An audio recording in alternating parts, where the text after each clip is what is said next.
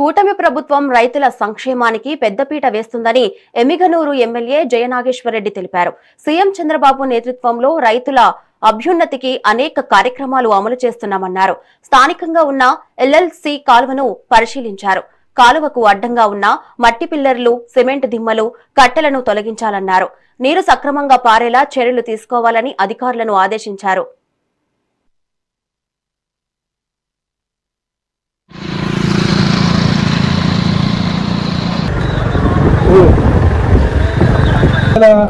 అదేమన్నా ఉంటే గిన దీన్ని ఎట్లా ప్లాన్ చేయాలా, కలబట్టు పెట్టాలా, ఏం పెట్టాలని చూసుకొని నో ప్రాబ్లం దాన్ని మనం ఒకటి ఇద్దాము. ఒక డ్రాప్ లాగా పెట్టి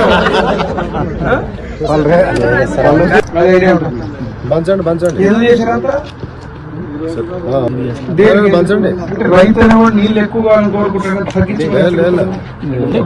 ఇక్కడే కదా సార్, ఇవన్నీ మీరు మహిళలు కెనాల్స్ పోండి, కేసు కెనాల్. ఇప్పుడు ఫైనల్ గా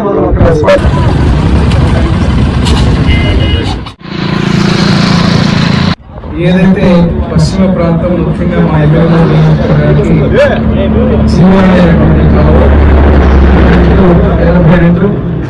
83, 84, 86 ఏదైతే ఎంఎస్పీ ఇవన్నీ కలిపి కూడా ఈ రోజు క్షేత్రస్థాయి పర్యటన చేయడం జరిగింది.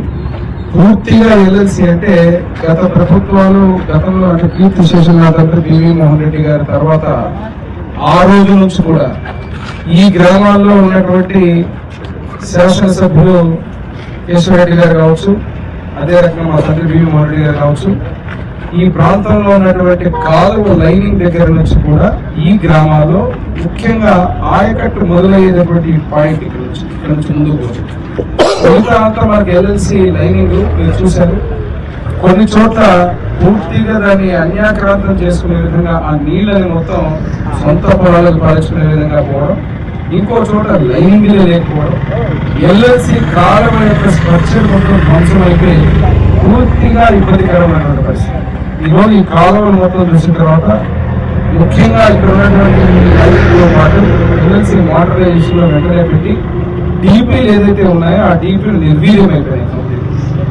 ఇక్కడ ముఖ్యంగా 84 మార్లపల్లి, పువ్వులతోటి, రాళ్లతోటి, అదే రకమైన పెద్దలకి ఈ యొక్క దీనికి 84 వీటిని రిస్టోరేషన్ చేయడం వల్ల బ్రహ్మాండంగా ఈ గ్రామాలకు స్వచ్ఛంగా బ్రహ్మాండంగా నీళ్లు వచ్చేటువంటి పరిస్థితి. ఏదైతే